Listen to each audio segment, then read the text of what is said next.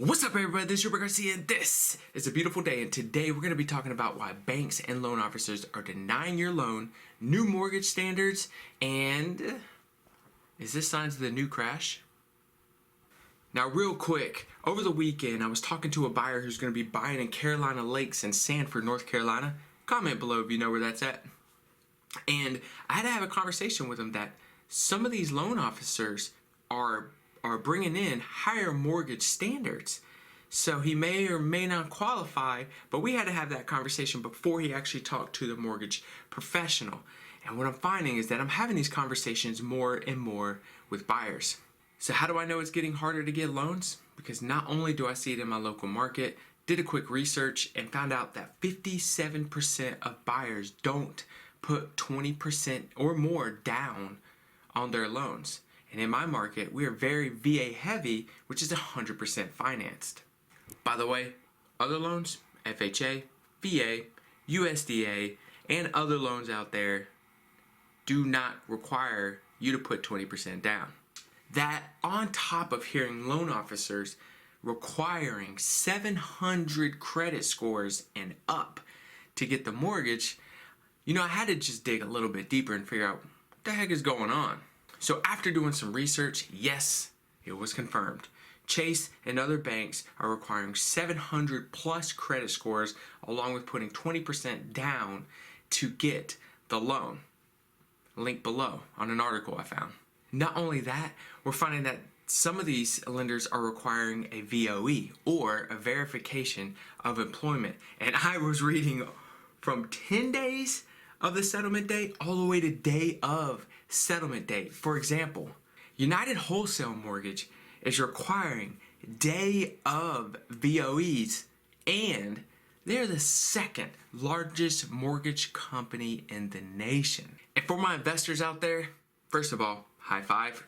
If you're using rental income to apply for a loan, we're also finding, yes, again, you have to have a 700 plus, not all the time, but I am looking and I have found that we have to have 700 plus credit scores along with having documentation that shows 6-month reserves on each one of these investment properties that we're going to use to apply for the loan. But again, it's probably good that you have those reserves, right, for those investment properties. And again, it's not a hope you got it, right? It is now a requirement. Again, not all mortgage officers, but the more I look into this stuff, the more the standards are getting squeezed. So for that quick little value nugget right there for my investors, and I want to keep delivering value to you guys, if you could, please hit that like button right there. It does me a huge favor. Just drop a huge elbow on it, drop it, hit it, like it. Thank you. All right, so now you're going to hear me talk about the MCAI. And what that is the Mortgage Credit Availability Index. So when looking at the MCAI, what it does is it tells us, because it's an index that goes up.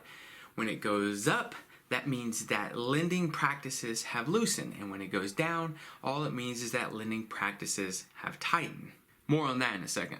Now we are starting to see that obviously the mortgage lending practices are tightening. And we even saw that it fell 16.1% in March, which, is that telling us that something bad is about to happen? I don't know, but I do want to go over the government MCAI. Why?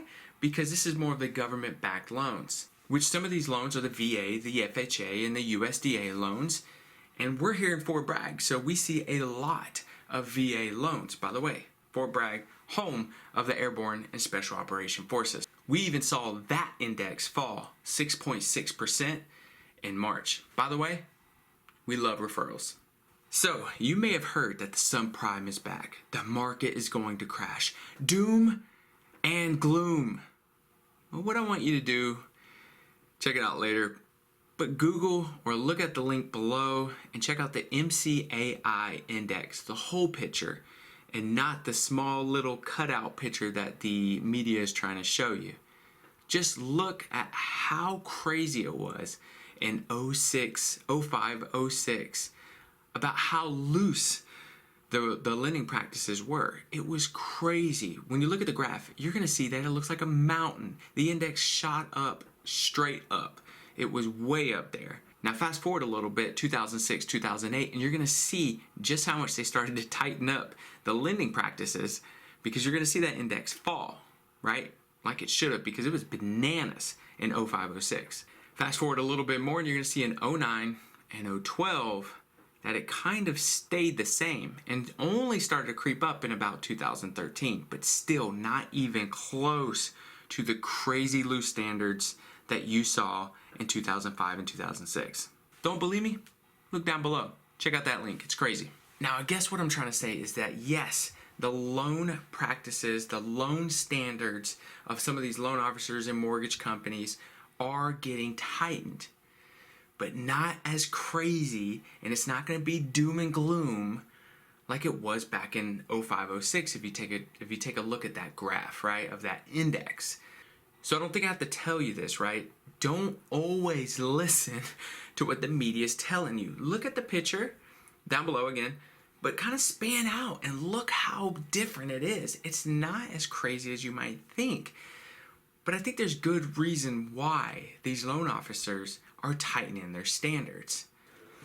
I mean, we don't really want our buyers to go out there, find out that they're not employed the day before, 10 days in advance before the settlement date, and then give them a loan to buy a house that they may not be able to afford because now they don't have any money coming in.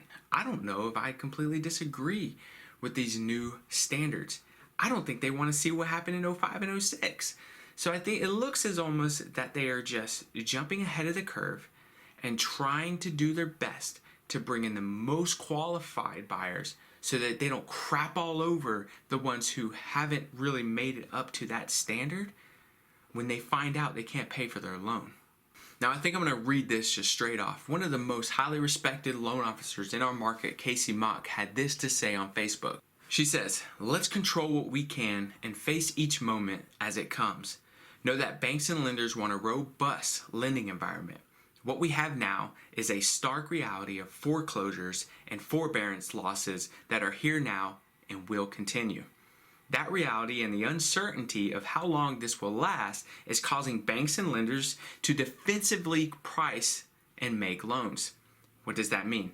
It means that they will lend, but only to the most secure of buyers with the most secure products. It's a matter of survival and responsibility. Then she goes on to say, "We owe it to our clients to ensure we don't set them up for failure." Right. When we have a deal that doesn't close because someone is laid off, it's crushing for all involved. However, it's our duty at the time of making a loan to someone that we have ensured they are in good position to pay back the loan. Anything less is betrayal to our client. And I think that about sums it up. Yes, the standards are getting higher. Yes, they're not as loose as they once were. I mean, we were seeing people getting approved for, we can get them in the 500s, and now it's going up to the 700s. But I don't think that's a bad thing. It only looks like they're trying to match the best products with the most qualified buyers so that we don't see what we saw in 05 and 06. And I don't know if I disagree with that. But let me hear what you got to say. Go ahead and drop below your comment of what you think is going on when it comes to these mortgage companies squeezing their standard. What's going on in your market? I want to know. And if you haven't already, subscribe where we talk about CIA, dun dun dun, business consulting, real estate investing, and real estate agent stuff, CIA. All right, till next time, adios.